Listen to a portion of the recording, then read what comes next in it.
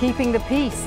UN Chief Ban Ki-moon announces a name and shame campaign to combat the rise of its peacekeepers accused of sexual abuse and exploitation. Are UN peacekeepers doing more harm than good? And who holds them accountable? This is Inside Story.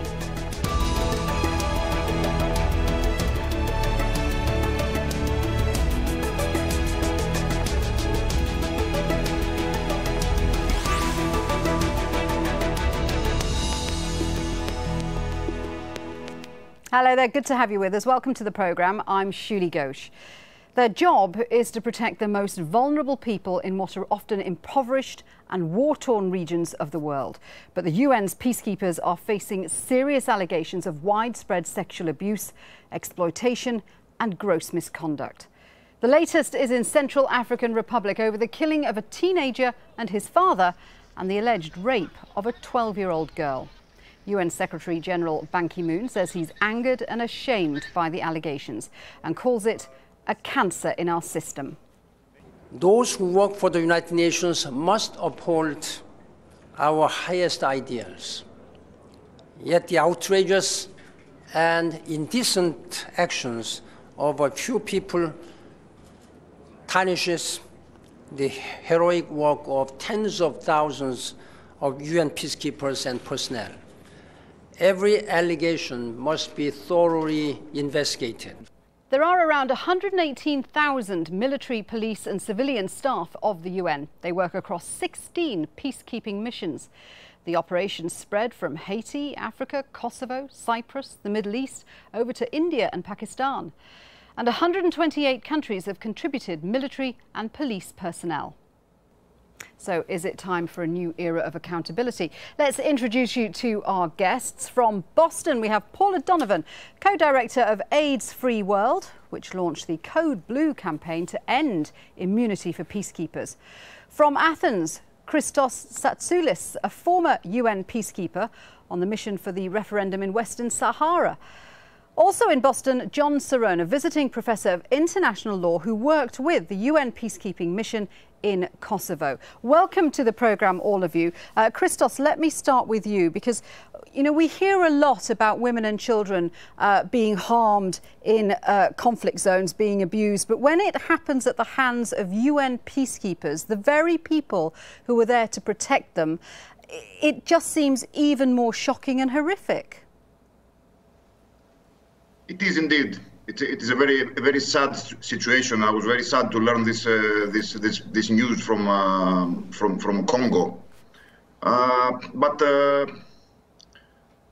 it is not that clear, according to my opinion at least, who is exactly responsible for the acts of these men or, let's say, women. And when I'm saying responsible, I mean, should we try to blame more the UN or should we look more towards the member states' contributions? And this is something that I would like to discuss further with you and the other guests. OK, well, let's talk about the investigation. Paula, the investigation into this rape is going to be conducted by the UN Peacekeeping's Conduct and Discipline Unit. So as I understand it, that is the UN's own unit investigating allegations against its own soldiers. Is that a transparent way of doing things? No, it's not. And I think that's actually the root of the problem that we see across all peacekeeping missions and have seen for decades. The problem is that the United Nations has no authority to conduct a criminal investigation or to prosecute, and yet it intervenes between the time that it receives an allegation, a report of some sort of gross violation like this, and the time that it actually refers the case to the appropriate authorities. There's absolutely no justification for the United Nations to become involved and determine for itself, according to standards that are unclear to all of us, whether or not they believe that that an offence was actually committed and the legal process should begin. OK, well, let's have a look at the legal process. John, if the allegations are substantiated, what then happens to the accused soldier? Who has jurisdiction then? Yeah, the jurisdiction question is particularly complex.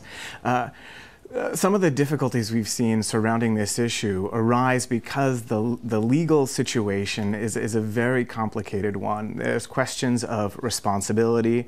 As our first panelist mentioned, sometimes it's unclear who's actually responsible for the conduct apart from the individual, him or herself.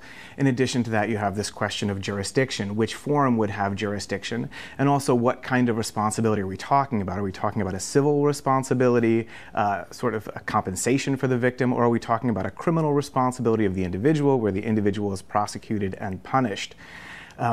Generally, the UN will enter into a status of forces agreement with the host country, which deprives the local courts of their otherwise normal criminal jurisdiction over the conduct committed on their territory. That should go along with an undertaking by the contributing state to prosecute their own nationals, their own but troops how often does that contribute. happen? How often does a contributing country actually investigate and prosecute? Yeah. Yes, it's rare. And the normal remedy, unfortunately, is just repatriation of the accused. But there has been increasing pressure on contributing states to undertake this prosecution. Now, for a while, there was also a capacity issue. So there may not be the legal competence to prosecute some states. Some states may not have the legal competence to prosecute their nationals when they commit crimes abroad. So in some instances, the contributing state, even if it had the will to prosecute, was legally unable to because they had not enacted legislation that would give them something that we call extraterritorial jurisdiction. Okay. All right. So let me ask jurisdiction Christos to prosecute conduct abroad. Because Christos, you've been on a peacekeeping mission. When you've been part of that mission, what is the prevailing sentiment within that mission when allegations of misconduct crop up? Is there a will to see them properly investigated? Has that been your experience or not? You know, this is not an easy question to answer. These are not issues that raise on a daily basis when you know you are out there in a strange and difficult environment and you are trying to do your job. I'm sure you understand what I'm trying to say. Yes, you're saying that circumstances are difficult, but when something like this happens, when an allegation is made, is there a procedure to, I mean, what happens if someone accuses someone on a peacekeeping mission of misconduct or a criminal act? As Paul correctly said before, worst case scenario is to repatriate the guy.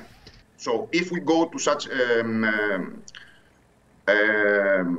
inquiry, let's say, and we find that someone has done something bad, worst case scenario is to repatriate him. United Nations do not hold the capability to run further disciplinary measures. Okay, Paula, what I find incredible about this is that the MINUSCA spokesman in this case was speaking to a reporter about that rape of the 12-year-old girl. This is Hamadoun Touré.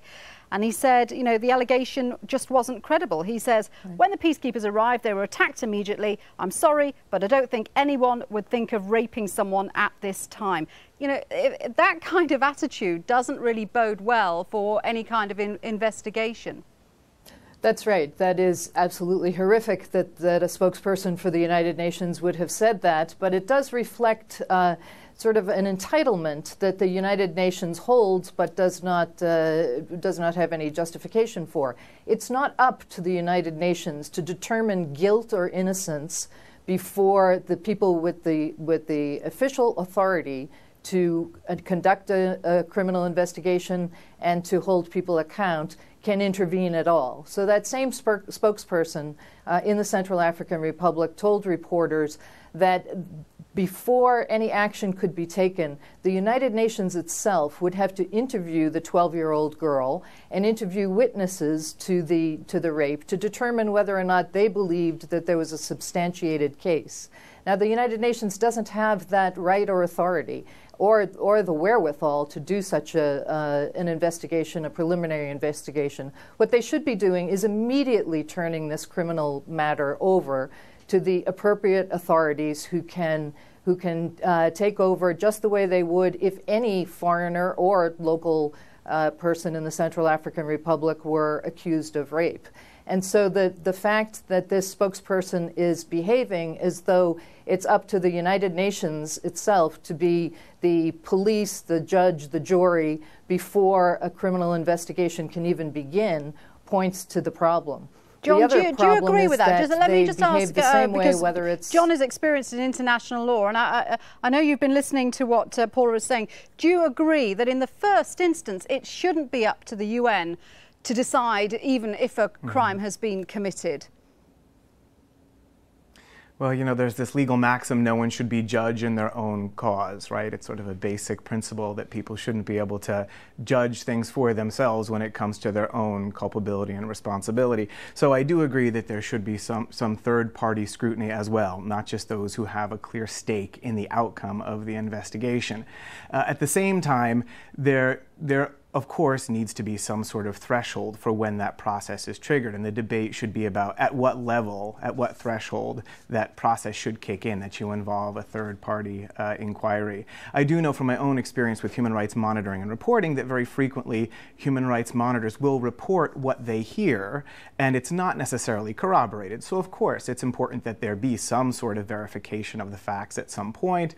There's a question of whether or not that should occur prior to the turning over of the investigation to a third party, or whether the third party should undertake that investigation in the first place. Okay. But these are things about which reasonable minds can differ. Indeed.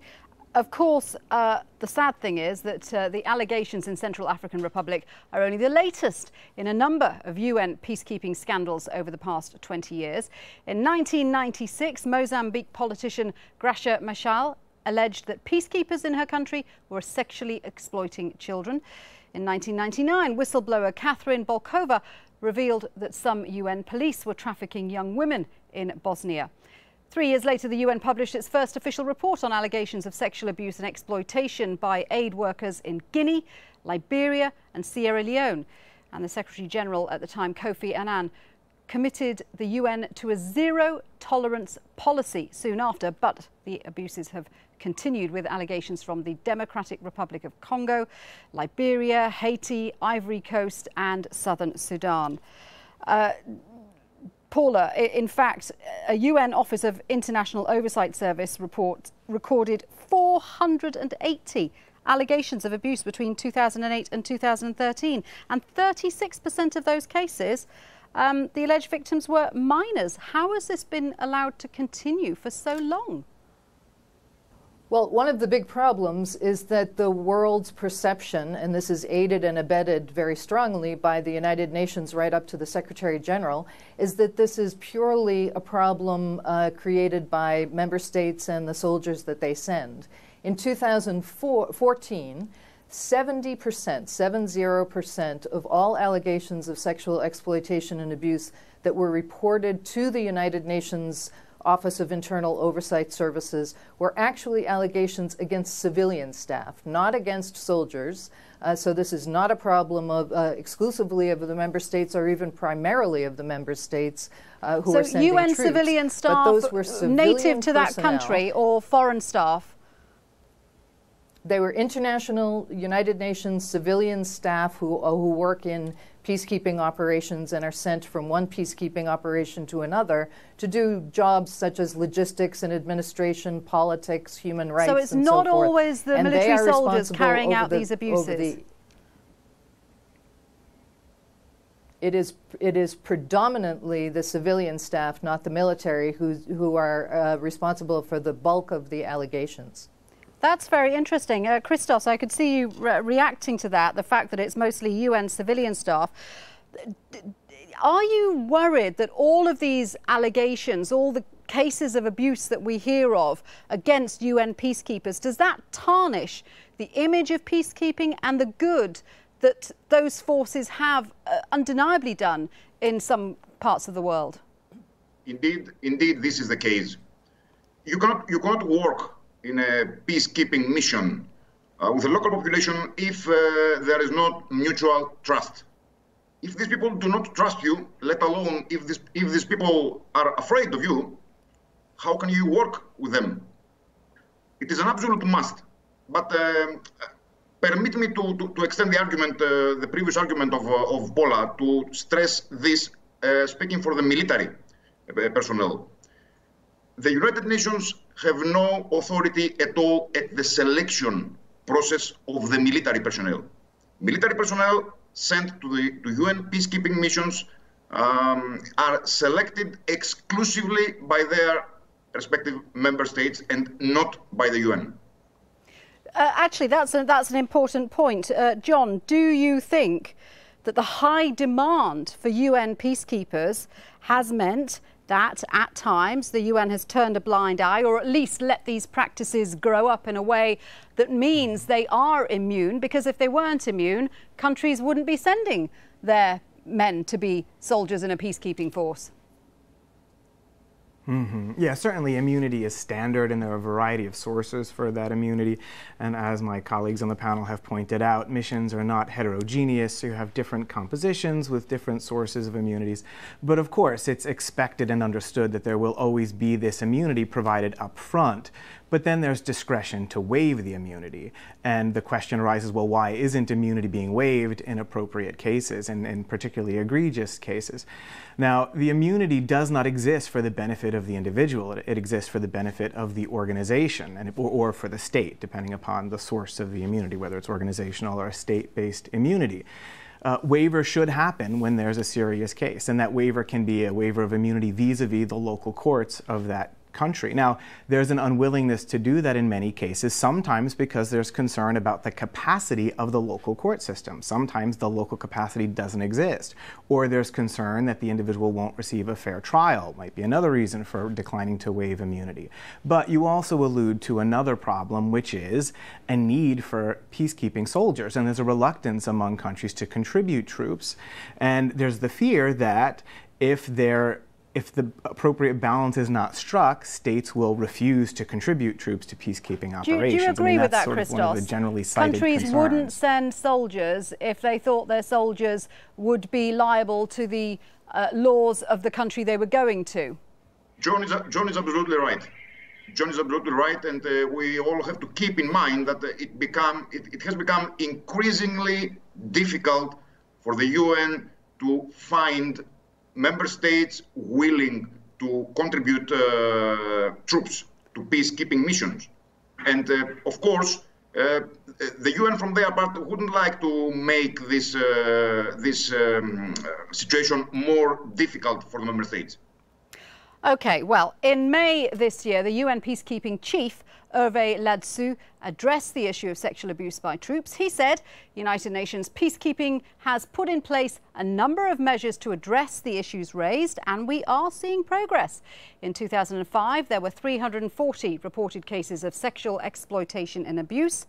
There were 51 cases reported in 2014. So, Paula, the UN peacekeeping chief there is suggesting that things are getting better.